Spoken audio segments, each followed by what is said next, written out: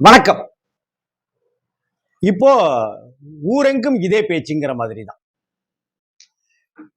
இது பேசலனாக்கா தெய்வ குத்தமாயிரும் போல இருக்கு அப்படின்னும், இந்த படத்தை பார்க்கலனாக்கா சாமி உம்மாச்சி வந்து நைட்ல வந்து கண்ணை குத்திரும் அப்படிங்கிற மாதிரியோ இன்னைக்கு மக்கள் பேசிட்டு இருக்காங்க, சொல்லிட்டு இருக்காங்க, எழுதிட்டு இருக்காங்க. மவுத் டாக் அப்படிங்கிற மாதிரி இங்க ஹேண்ட் டாக் அப்படின்னு வச்சுக்கலாமா? வச்சுக்கலாம். ஏன்னா அந்த காலத்துல மவுத் டாக்குங்கிற ஒரு விஷயம் தான் இருந்தது. இன்னைக்கு வந்து எழுதி எழுதி எழுதி எழுதி ஒரு படத்தை இவ்வளவு பெரிய கொண்டாட்டத்துக்குரிய ஒரு படமா மாத்த முடியுமானாக்க காலம் அப்படித்தான் மாத்தும். கரெக்ட். மஞ்சுமல் பாய்ஸ் அப்படிங்கிற படத்தை பத்தி தான் உங்கள்கிட்ட நான் பேசுறேன் அப்படிங்கிறது இந்நேரம் உங்களுக்கு புரிஞ்சிருக்கும். சமூக வலைதளங்கள்னு எங்கெங்கெல்லாம் இடம் இருக்கோ, எங்கெங்கெல்லாம் சந்து பொந்துகள் இருக்கோ, அங்கெல்லாம் எழுதி கொண்டாடப்பட்டு இருக்கிற ஒரு படமா மஞ்சுமல் பாய்ஸ் அப்படிங்கிற ஒரு படம் இன்னைக்கு இருக்கு. இது இது வந்து இன்னைக்கு தமிழ் சினிமா வரலாறுலயே இதுதான் முதல் முறையா அப்படின்னாக்க இல்லைன்னு தான் சொல்லணும். இதுக்கு முன்னாடி எத்தனையோ படங்கள் இதற்கு இப்படியான சாயல்னா படத்தோட சாயலை சொல்லல, இந்த வெற்றி கொடுக்கிற சாயல், இந்த வெற்றிக்கான சாயல் அப்படின்னு நிறையவே இருந்திருக்கு. அதுல நிறைய படங்களை உதாரணமா நம்ம சொல்ல முடியும். இன்னைக்கு மஞ்சுமல் பாய்ஸ் வந்துட்ட பிற்பாடுதான் குணா படம் வந்து கொண்டாடப்படுதுங்கிறதும் தவறு. குணா படம்ங்கிற ஒரு கான்செப்டை, குணா குகைங்கிற ஒரு கான்செப்டை வச்சிருந்ததுனாலதான் மஞ்சுமல் பாய்ஸ் ஓடிட்டு இருக்கு, இங்க ரசிகர்கள் கொண்டாடிட்டு இருக்கிறாங்க அப்படின்னு சொல்றதும் முட்டாள்தனம். ஏன்னா மஞ்சுமல் பாய்ஸனுடைய சப்ஜெக்ட் அட்டகாசமான சப்ஜெக்ட். அது எந்த எடுத்தாலும் ஓடித்தான் இருக்கும். ஒருவேளை குணா குகைன்னு இல்லாம வேற ஒரு பனால் குகை அப்படின்னு இருந்தாலும் கூட இந்த படம் ஒரு தாக்கத்தை ஏற்படுத்ததான் செஞ்சிருக்கும். அதுல எந்த மாற்றமுமே கிடையாது. சரி, மஞ்சுமேல் பாய்ஸ்ங்கிற படத்துல குணா படமும் மனிதர் உணர்ந்து கொள்ள அப்படிங்கிற கமல் சாருடைய வாய்ஸ், இளையராஜா சாருடைய இசை, இதெல்லாம் வந்து தானே பெரிய இது அப்படின்னு தாக்கம் ஏற்படுத்திருக்கு அப்படின்னு சொல்லலாம், அப்படின்னு நிறைய பேர் சொல்றாங்க. இந்த வீடியோவை முழுசா பார்க்கும்போது இதனுடைய வீரியங்கள் எங்கெங்கெல்லாம் பரவி இருக்கு அப்படிங்கிறத சொல்ல முடியும்.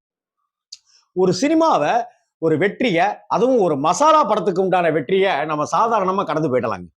அது அவ்வளவுதான், விசிலடிச்சான் தனமா ஒரு படம் ஹிட் அடிக்கும், அவ்வளவுதான். இது அந்த காலத்துல எம்ஜிஆர் படங்கள்ல இருந்து இன்னைக்கு 80கள்ல வந்த சகலகலா வல்லவன் முரட்டுக்காலை மாதிரியான படங்கள்ல இருந்து இப்ப வந்திருக்கிற விக்ரம் மாதிரி ஒரு படமோ, அஜித் விஜய்க்கு உண்டான மாதிரியான படங்களோ கூட இதுக்கு உதாரணமா சொல்ல முடியும். படம் பார்ப்போம், கை தட்டுவோம், விசில் அடிப்போம், கொண்டாடுவோம், ஒரு ஆக்ஷன் ரேஞ்சில் இருக்கும், தூக்கி தூக்கி போட்டுருவோம், அவ்வளவுதான். இந்த படத்துக்கு மவுசா அவ்வளவுதான். ஆனால் சில படங்களுக்கு காலங்கள் கடந்தும் ஒரு மவுசு இருந்துகிட்டே தான் இருக்கு நம்ம தமிழ் சினிமாவில். பராசக்தி படம் தொடங்கி 1000ல் ஒருவன் மாதிரியான ஒரு படமா இருக்கட்டும், எங்க வீட்டு பிள்ளை மாதிரியான ஒரு படமா இருக்கட்டும், நவராத்திரி மாதிரி, பாசமலர் மாதிரியான படங்கள்னு எத்தனையோ அந்த காலத்திலேருந்து சொல்லிட்டே போலானாலும் கூட எனக்கு தெரிந்து என்னுடைய 56 வயசுல நான் பார்த்து பிரமித்த விஷயங்கள்ல ஒரு படம் ரசிகர்களால சொல்லி படம் பிரமாதம் இருக்க, கலப்பிருக்கானுங்கய்யா, கொண்டாடிடலாம் அப்படி இப்படின்னு ரசிகர்கள் சொல்லி சொல்லி ரசிகர்கள் கிட்ட பிஆர்ஓ போல, ஒரு சினிமாவுடைய மேனேஜர் போல சொல்லி சொல்லி சொல்லி சொல்லி படம் ஹிட் ஆனதுங்கிறது ஒருதலை ராகம் அப்படிங்கிற ஒரு படத்தை முக்கியமா சொல்லணும். டி ராஜேந்தர் அவர்களுடைய பெயர் டைரக்ஷன் பேர்ல வராட்டினாலும் கூட டி ராஜேந்தர் சாருடைய கடுமையான உழைப்பையும் அவருடைய முழுமையான திறமையையும் வெளிக்கொண்டு வந்த ஒருதலை ராகம் படம் Mayiladuthurai railway station, train, AVC college, இந்த விஷயம் கொடுத்த தாக்கம் மிகப்பெரிய அளவில் இருந்தது. படம் வந்து 2 நாள் கழிச்சு 3 நாள் கழிச்சுலாம் பார்க்க ஆள் கிடையாது. 4 நாள் ஷோ ஓடிட்டே இருக்கு, ஓடின்னு இருக்காங்க தியேட்டர்ல. திருச்சியில வெலிங்டன் அப்படிங்கிற தியேட்டர்ல அந்த படம் ரிலீஸ் ஆகுது. அப்ப எனக்கு கிட்டத்தட்ட 10 வயசோ 11 வயசோ, கூட்டமே இல்லை. ஆனா அந்த படத்தை அடுத்த நாள் பாக்குறாங்க, சொல்றாங்கன்னு இந்த படத்தினுடைய வீரியம் எங்கேயோ போய் இன்னைக்கு வரைக்கும் மறக்க முடியாத ஒரு படமா ஒருதலை ராகம் இருக்கு. இதே போலதான் 16 வயது நிலை படம் வந்து அப்படிப்பட்ட ஒரு தாக்கத்தை ஏற்படுத்துது. கமலஹாசன் வேற ஒரு கமலஹாசனா இருக்காரு. அன்னைக்கு தேதிக்கு ரஜினிகாந்த் பெரிய அளவுக்கு ஆர்டிஸ்ட் கிடையாது. ஸ்ரீதேவி அப்பதான் வளர்ந்துட்டு இருக்கிற ஒரு நாயகி. ஆனால் கமலஹாசன்கிறவர் பெரிய ஸ்டார். அந்த கமலஹாசன் ஒரு அப்பாவியா, சப்பானியா, வாயில ஜொல்லு விட்டுக்கிட்டு அப்படி இருக்கிற ஒரு படம், கிராமத்தை தோலுவித்து காட்டிய படம், இசைஞானி இளையராஜாவுடைய பின்னணி இசைன்னு எல்லாமே சேர்ந்து பாரதி ராஜாங்கிற ஒரு மகத்தான கலைஞனை நமக்கு பொண்ணு முன்னாடி எப்படிப்பட்ட டைரக்டர் கிடைச்சிருக்காரு பாரு அப்படின்னு சொல்ல வச்சுதான் 16 வயதுல. இது மாதிரி நிறைய படங்களை சொல்ல முடியும். பாலைவனச்சோலை மாதிரி ஒரு படமும் இப்படியான ஒரு தாக்கத்தை ஏற்படுத்திய படம் தான். கொண்டாடுனாங்க ரசிகர்கள். கொண்டாடி கொண்டாடி படம் சொல்லி சொல்லி சொல்லி சொல்லி சேது அப்படிங்கிற ஒரு படம் வந்து பாலாவுடைய டைரக்ஷன்ல வந்த முதல் படம். இன்னும் சொல்ல போனா பாலா டைரக்ஷன்ல உருப்படியா வந்த முதல் படமும் அதுதான் சொல்லணும். மற்றபடி அவருடைய சைக்கோ தரங்கள், அவருடைய இதெல்லாம் மற்ற படங்கள் எல்லாம் வர ஆரம்பிச்சது. ரொம்ப அழகா யதார்த்தமா இருந்த சேது படம் ஏற்படுத்திய தாக்கம் வந்து பத்திரிகைகள் பிரமாதமா எழுதி எழுதி அதை கொண்டு போச்சு. ஆனா இன்னைக்கு Facebookல எல்லாருமே கொண்டாடுறாங்க அந்த படத்தை. மஞ்சுமல் பாய்ஸ எல்லாருமே கொண்டாடுறாங்க. இத வந்து அன்னைக்கு தளபதி, குணா 2 படம் வந்துச்சு. இதுல நிறைய பேர் உடனே ரஜினி ரசிகர்கள்லாம் உடனே வரிசை கட்டிட்டு வந்து தளபதி வந்ததுனால குணா அடி வாங்கிருச்சு அப்படின்னும், ஆமாங்க குணா படம் வந்து வரும்போது தளபதி வந்ததுனால குணா படம் ஃபெயிலியர் ஆச்சுன்னு கமல் ரசிகர்களும் சொல்லிட்டு இருக்கிறாங்க. நிஜம் அதுவே கிடையாதுங்க. குணா படம் ஏற்படுத்திய தாக்கத்தை நம்மளால புரிஞ்சிக்க முடியல. கமலஹாசனுக்கு உண்டான துரதிருஷ்டம் இதுதாங்கிறத நான் பலமுறை என்னுடைய கட்டுரைகளை குறிப்பிட்டுட்டே வந்திருக்கேன். நான் பேசும்போது சொல்லிட்டே வந்திருக்கேன். கமல் சாருடைய 100வது படம் ஹாசன் புரொடக்ஷன்ஸுடைய அந்த ராஜபார்வை படத்தையே நம்மளால புரிஞ்சுக்கிறதுக்கு அடுத்த 5 வருஷம் 10 வருஷம் ஆச்சு. விக்ரம்ங்கிறான், அக்னிபுத்திராங்கிறான், கம்ப்யூட்டருங்கிறான், ராக்கெட்டுங்கிறான், ஏவுகணைங்கிறான். என்னடா ஒண்ணுமே புரியலன்னு நம்ம சொல்லிட்டு இருக்கும்போது கம்ப்யூட்டரை கமலஹாசன் கரைச்சு குடிச்சிருந்தாரு. அந்த காலத்திலேயே 1 கோடி ரூபாய்க்கு பட்ஜெட்ல அந்த படத்தை அவர் எடுத்திருந்தாருங்கிறது மிகப்பெரிய அளவுக்கு பேசப்பட்டது. ஆனா படம் புரியலப்பா அப்படின்னு சொல்லிட்டாங்க, கை கழுவிட்டாங்க. அடுத்த 5 வருடங்கள் கழிச்சு விக்ரம் படத்தை கொண்டாடினாங்க. ஏன்னா படம் முழுக்க பேசினே இருக்கானுங்கன்னு இப்ப கமலும் மாதவன் நடிச்ச அன்பே சிவத்தை அன்னைக்கு சொன்னவங்க, ரிலீஸ் ஆகும் போது சொன்னவங்க இன்னைக்கு கொண்டாடிட்டே இருக்கிறாங்க. இது கமலுடைய பல படங்களுக்கு இது நடந்திருக்கு. சோ இன்னைக்கு குணா மஞ்சுமல் பாய்ஸ் வந்திருக்கு கொண்டாடுறாங்க அப்படின்னாக்கா, அப்ப இந்த படத்தெல்லாம் எதுக்காக கொண்டாடினாங்க? அன்பே சிவத்தை நினைவுபடுத்துறதுக்கு ஒரு படம் வந்துச்சா? விக்ரம் படத்தை நினைவுபடுத்துறதுக்கு ஒரு படம் வந்துச்சா? எந்த படம் வந்துச்சு? கிடையவே கிடையாது. குணா படம் இன்னும் சொல்ல போனாக்கா ஒரு குற்ற உணர்ச்சி நம்மள்ட்ட இருக்கும்ல. ஒருத்தனுடைய பாக்கெட்ல இருந்து நம்ம பணத்தை திருடிட்டோம் தெரியாம ஒரு 10 ரூபாயா அப்படின்னு சொன்னாக்கா யாருக்குமே தெரியாம இருக்கலாம். நமக்குள்ளார ஒரு குற்ற உணர்ச்சி இருக்கும்ல. குணா படத்தை ஓட வைக்கலங்கிற ஒரு குற்ற உணர்ச்சி 80கள்ல 90கள்ல இளைஞர் பருவத்தை இருந்த எங்களை போல இருக்கிற நிறைய பேருக்கு அந்த குற்ற உணர்ச்சி இருக்கும். இன்னும் சொல்ல போனா நான் வந்து நான் அந்த குற்ற உணர்ச்சிக்கு இல்லை. ஏன்னா திருச்சியில மேரிஸ் தியேட்டர்ல தீபாவளிக்கு படம் ரிலீஸ் ஆகுது. 49 நாள் அந்த படம் ஓடுது. 50வது நாள் திருச்சியில பிரபா தியேட்டர்ல ஓடுது.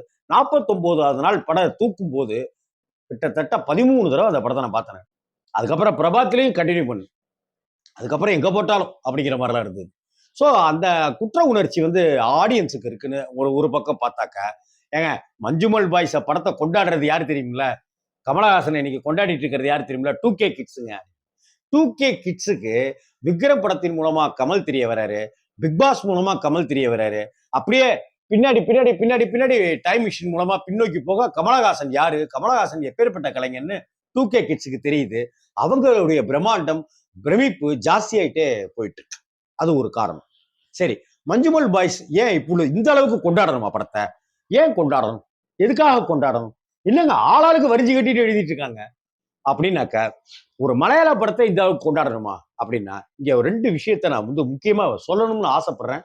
என்னன்னாக்க, இந்த படம் ரிலீஸ் ஆகுது. ரிலீஸ் ஆகி ஒரு வாரத்துல வந்து 1 ஷோ 2 ஷோ அப்படின்னு தான் நிறைய இடங்கள்ல கொடுத்துருக்காங்க.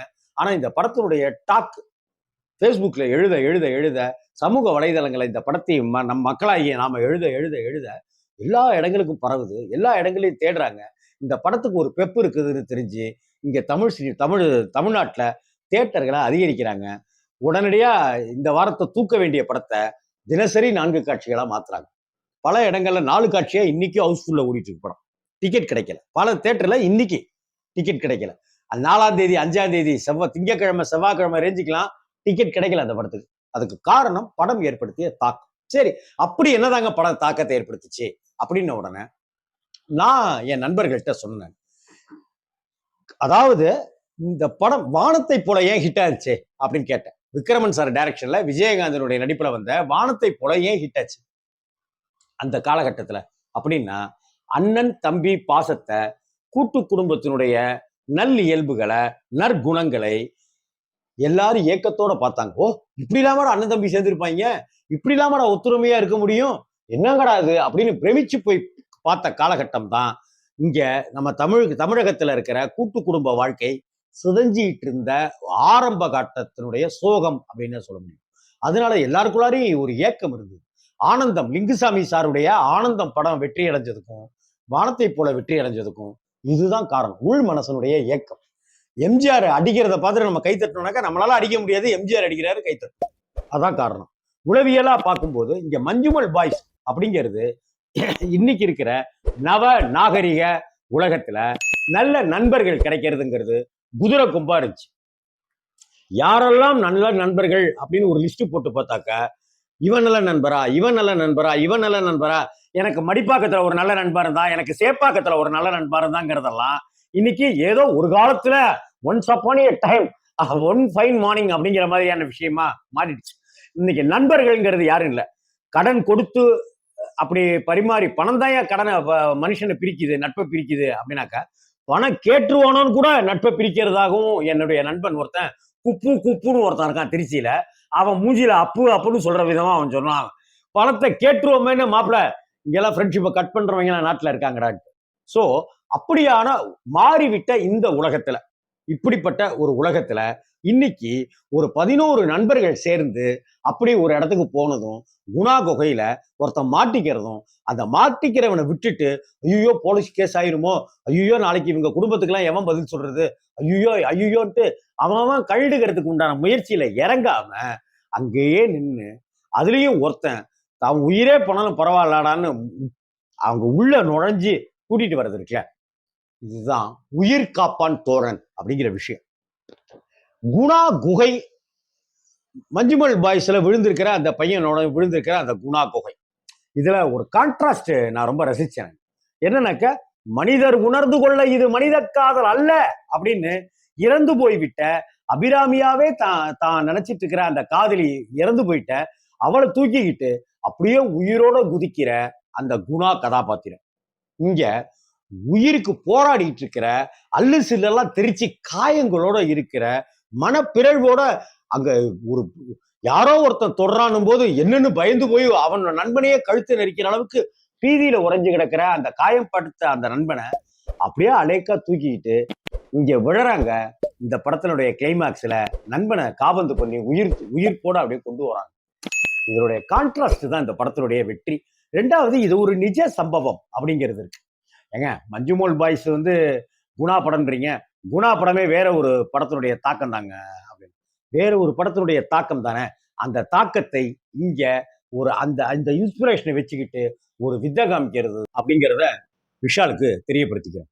பாவம் விஷால், அவருக்கு இதெல்லாம் எங்க தெரியப்படும். மஞ்சுமல் பாய்ஸ், குணா, குணா குகை, கொடைக்கானல், இசைஞானி இளையராஜா, கண்மணி அன்போடு, எழுத்து சித்தர் பாலகுமார சாருடைய வசனம், கவிஞர் வாலி அவர்களுடைய பாடல் வரிகள், CH வேணு அப்படிங்கிற ஒளிப்பதிவு மேதையினுடைய. ரெண்டாவது விஷயம் நான் சொன்னதுதான், இந்த மஞ்சுமல் பாய்ஸ் குணா குகை அப்படிங்கிறதெல்லாம் தாண்டி நம்மளுடைய இயல்பு வாழ்க்கையில நல்ல நட்புக்கு இல்லையேன்னு நம்ம ஏங்கிட்டு இருக்கிறோம். பால்ய நண்பர்கள் போல யாருமே இல்லையே, அந்த பால்யம் தானே ரொம்ப அழகானது அப்படின்ட்டுலாம் நம்ம நினைச்சிட்டு இங்க இருக்கிற ஆபீஸ்ல வேலை பார்க்குற நண்பன், பக்கத்து தெருவில் இருக்கிற நண்பன், அப்படி இப்படின்னு எல்லாத்தையும் பார்த்தாக்கா எல்லாருமே சுயநலவாதிகளாகவும் எல்லாரும் வேற ஏதோ எதிர்பார்ப்புகளோட இருக்கிறதாகவும் தான் நம்ம பார்க்கறோம். ஸோ அப்படிப்பட்ட சமயத்துல இப்படி ஒரு படம் கண்ணுக்கு முன்னாடி காட்சி படுத்தும் போது நல்ல நட்புக்கு எல்லோருமே ஏங்கிட்டு இருக்கோம் அப்படின்னு தான் தோணுது. மனசை திறந்து இங்க யார்கிட்டையுமே எதையுமே சொல்றது இல்லை, சொல்ல முடியறது இல்லை அப்படிங்கிறது தான் இந்த படம் நமக்கு உணர்த்துகிற ஒரு பெயினா நான் ஃபீல் பண்ணேன். என்னுடைய தோழி பாரதி அப்படிங்கிறவ கூட இந்த படத்தை பார்த்துட்டு எழுதும் போது இதே கருத்தை வலியுறுத்தி சொல்லியிருந்தா நான் ஃபோன் பண்ணி அந்த தோழியை நான் பாராட்டேன், ரொம்ப சரியா சொல்லியிருக்க அப்படின்னு சொல்லி. இன்னைக்கு பார்த்தாக்க மஞ்சுமல் பாய்ஸ் படத்தை பத்தி பாராட்டிட்டு இருந்தது, மஞ்சுமல் பாய்ஸ் குணா அதை சம்மந்தப்படுத்தி பாராட்டிட்டு இருந்தது போக, இன்னைக்கு வலைதளங்கள்ல இந்த கடந்த ஞாயிற்றுக்கிழமையும் திங்கக்கிழமையும் பார்க்கிறேன், ஒரு 250 350 பேரு கொடைக்கானலுக்கு சுற்றுலா போனதையும், கொடைக்கானல்ல குணா குகையில அந்த இடத்துக்கிட்ட ஆரம்ப கட்டத்துல இடத்துல நின்றுகிட்டு புகைப்படம் எடுத்ததையும் இன்னைக்கு பதிவிட்டு இருக்காங்க. ஆச்சரியமா இருக்கு. ஒரு படம் எவ்வளவு விஷயத்தெல்லாம் ஏற்படுத்தும் அப்படிங்கிறதுக்கு. இன்னொன்னு, இந்த படம் மலையாள படம் அப்படின்னாக்க கேரளாவில் இந்த படம் தமிழ் படம்னு தான் சொல்லுவாங்க. ஏன்னா இன்டர்வல் வரைக்கும் தான் மலையாளம், இன்டர்வலுக்கு பிறகு அவ்வளவு ஜார்ஜ் மரியான் வரக்கூடிய காட்சிகள் எல்லாமே தமிழ்ல பேசக்கூடிய விஷயங்கள் தான். இந்த படம் ஏற்படுத்தி இருக்கிற தாக்கம்ங்கிறது ஒரு போலித்தனமான ஒரு பிம்பம் இல்லை, நிஜமான தாக்கம். இந்த நிஜமான தாக்கம் நான் சொன்னேன் இல்லையா, ஒருதலை ராகம் போல வருஷம் 16 மாதிரி, 16 வயதினிலே படம் மாதிரி எத்தனையோ படங்கள் ஒரு தாக்கத்தை ஏற்படுத்திச்சு. பராசக்தி காலத்திலிருந்து நான் சொல்லிட்டே இருந்தேன். ஏன் பருத்தி வீரனே அப்படி ஒரு தாக்கத்தை ஏற்படுத்திச்சு. பருத்தி வீரன் ஏற்படுத்திய தாக்கத்தினாலதான் கார்த்திக்கு வந்து அதை விட மிகச்சிறப்பான படம் இன்னைக்கு வரைக்கும் வரல. 25 படங்களை தொட்ட கார்த்திக்கு பருத்தி வீரனை தாண்டிய ஒரு படம் வரல. அதே போல அமீருக்கு பருத்தி வீரனை தாண்டிய ஒரு படத்தை டைரக்ட் பண்ண முடியல. ஏன்னா எக்ஸ்ட்ராடனரியான எல்லைகள் மீறிய ஒரு பறந்துபட்ட வெற்றிக்குரிய ஒரு சிகரம் தொட்ட ஒரு படமாயிடுச்சு. இது மாதிரி ஒவ்வொரு தருணத்திலையும் ஒவ்வொரு படங்கள் காலத்தால அழிக்க முடியாத காவியம்னு சொல்றோம்ல, அப்படி காலத்தால அழிக்க முடியாத காவியமா நம்ம தமிழ் சினிமா நிறைய படங்களை கொடுத்துருக்கு. அந்த நிறைய படங்களை எடுத்து பார்த்தோம்னாக்க நாயகன் மாதிரியான ஒரு படமா இருக்கட்டும், அன்பே சிவம் மாதிரியான ஒரு படமா இருக்கட்டும், விக்ரம் மாதிரியான ஒரு படமா இருக்கட்டும், எத்தனையோ படங்கள், முருதலை ராகம் மாதிரியான படங்கள், எத்தனையோ படங்கள் காலம் கடந்து இன்னைக்கு நம்ம மனசுல அப்படியே ஒரு பத்திரமா அழகா ஒரு கூண்டுல அழகா ஒரு கிளி இருக்கிற மாதிரி இருந்துகிட்டே இருக்கு. அதுதான் இந்த மஞ்சுமல் பாய்ஸ் அப்படிங்கிற படம் இருக்குல்ல, இது இன்னைக்கு 2024 வந்திருக்கிற படம். இன்னும் 20-50 வருடங்கள் கழித்தும் இந்த மஞ்சுமல் பாய்ஸினுடைய தாக்கத்திலேயோ அல்லது மஞ்சுமல் பாய்ஸை கருவா வைத்துக்கொண்டோ யாரோ ஒருத்தங்க ஏதேனும் ஒரு லாங்குவேஜ்ல இந்த படத்தை எடுப்பாங்க. இன்னும் சொல்ல போனா மஞ்சுமல் பாய்ஸ்ல நடித்திருக்கிற எல்லா நடிகர்களுமே மலையாள நடிகர்கள் மட்டும்தான். ஆனா இந்த படம் ஒரு பேன் இண்டியா படம். பாகுபலி மாதிரியோ, விக்ரம் மாதிரியோ, அல்லது ஜெயிலர் மாதிரியோ, அந்த ஸ்டேட்ல இருந்து 2 பேரை போடு, இந்த ஸ்டேட்ல இருந்து 2 பேரை வை, அங்க இருந்து 2 நடிகை இறக்கு, இங்க இருந்து 2 நடிகை இறக்குலாம் செய்யாம ஒரு பேன் இண்டியா சப்ஜெக்டே வந்து பேன் இண்டியா படமா மாத்திருங்கிறதுக்கு மஞ்சுமல் பாய்ஸ் ஒரு உதாரணம். கிட்டத்தட்ட 18 இருந்து 20 கோடி ரூபாய்க்கு உள்ள படத்தை எடுத்து இன்னைக்கு 60 கோடி ரூபாய் தாண்டி வசூல் சாதனை பண்ணிட்டு இருக்குனாக்க இதுதான் உண்மையான ஒரு படம், இதுதான் உண்மையான வசூல் சாதனை அப்படின்னு மார்தட்டிக்கிற ஒரு படம் இது. இந்த படம் ஏற்படுத்தி இருக்கிற தாக்கம் இன்னும் பல நாட்களுக்கு, பல மாசங்களுக்கு நீடிச்சுட்டே தான் இருக்கும். ஏன்னா 2024 தமிழ்லயே எடுத்த எந்த படமும், லால் சலாம் வந்தது, அயலான் வந்தது, கேப்டன், இந்த மஞ்சுமல் பாய்ஸ் காலங்கள் கடந்தும் பேசப்பட்டுக்கிட்டே தான் இருக்கும். ஏன்னா ஜனவரி மாசம் 2024 ஆரம்பிச்சது, ஜனவரி மாசம் வந்துச்சு, பிப்ரவரி மாசம் வந்துச்சு, மார்ச் மாசமும் வந்திருக்கு. ஜனவரி மாசம், பிப்ரவரி மாசம், மார்ச் மாசம் இந்த 2 மாதங்கள் நிறைவடைந்த இந்த காலகட்டத்துல ரஜினி சாரோட லால் சலாம் வந்தது, தனுஷ் நடித்த கேப்டன் மில்லர் வந்துச்சு, சிவகார்த்திகேயன் நடிச்ச அயலான் படம் வந்துச்சு, இன்னும் சில படங்கள்லாம் வந்தாலும் கூட எந்த படமும் இந்த அளவுக்கு நமக்குள்ளார ஒரு தாக்கத்தை ஏற்படுத்த வேணாம், ஒரு சந்தோஷத்தை கூட குறைந்தபட்சம் நமக்கு தரலங்கிறது தான் நிஜம். இன்னும் எத்தனை நாளைக்கு ஹீரோக்கள் பின்னாடி இந்த தமிழ் சினிமா ஓட போகுதுன்னு தெரியல. இன்னும் எத்தனை நாளைக்கு கஞ்சா, துப்பாக்கி, போதைப்பொருள் கடத்தல் இப்படியே வச்சிட்டு இருப்பாங்கன்னு தெரியல. இன்னும் எத்தனை நாளைக்கு கேங்ஸ்டர் படங்களை எடுப்பாங்க அப்படிங்கிறதெல்லாம் தெரியல. ஒரு நல்ல கதை, அந்த நல்ல கதை எடுத்தா கொண்டாடுவாங்கன்றதுக்கு இதெல்லாம் ஒரு உதாரணம். இதே சமயத்துல ஏன் இந்த மஞ்சுமல் பாய்ஸ்ங்கிற ஒரு படத்துக்கு 2 ஷோ தான் போட்டீங்க, ஆனா இந்த 2 ஷோக்கு அப்புறம் 4 ஷோவா மாத்தி இன்னைக்கு மக்கள் கொண்டாடிட்டு இருக்கிறாங்கன்னு போடுறீங்க. ஹவுஸ்ஃபுல்ல படம் ஓடிட்டு இருக்கு. இதே வேலையை தமிழக மக்கள் ஏன் இருகப்பட்டிருக்கு செய்யல, ஏன் சித்தா மாதிரியான படங்களுக்கு செய்யல, ஏன் எறும்பு மாதிரியான ஒரு படத்துக்கு செய்யலைங்கிற கேள்வியும் எனக்குள்ளார வந்துகிட்டே தான் இருக்கு. தயவு செய்து நல்ல படங்களை கொண்டாடுவோம். நம்ம ஃபேஸ்புக்ல நிறைய எழுதுவோம் நல்ல படங்கள். இருகப்பட்டு எத்தனை பேர் பார்த்தீங்க, எத்தனை பேர் எழுதுறீங்க, சித்தா எத்தனை பேர் பார்த்து எத்தனை பேர் கொண்டாடணும் அப்படிங்கிறதெல்லாம் இங்க பார்க்க வேண்டியதா இருக்கு. தவிர ஒரு மலையாள படத்துக்கு கொடுத்த வரவேற்பையும் முக்கியத்துவத்தையும் பார்த்துட்டு 4 ஷோவா மாத்துறது போல இருகப்பற்றையும் சித்தாவையும் நீங்க நிறைய ஷோ கொடுத்துருந்தீங்கன்னாக்க இங்க எந்த பிரச்சனையுமே இல்லை. விஷால் சொன்னார், ரொம்ப அறிவுபூர்வமா பெரிய அறிவாளி மாதிரி சொன்னார் விஷால், 4 கோடி ரூபாயில எல்லாம் படம் எடுக்கிறதுக்கு வராதிங்கன்ட்டு. பிரேமலு மாதிரியான கேரளாவில் வந்தா 4 கோடி ரூபாயில எடுத்த படம் இன்னைக்கு 25-35 அப்படிங்கிறத விஷாலுக்கு தெரிய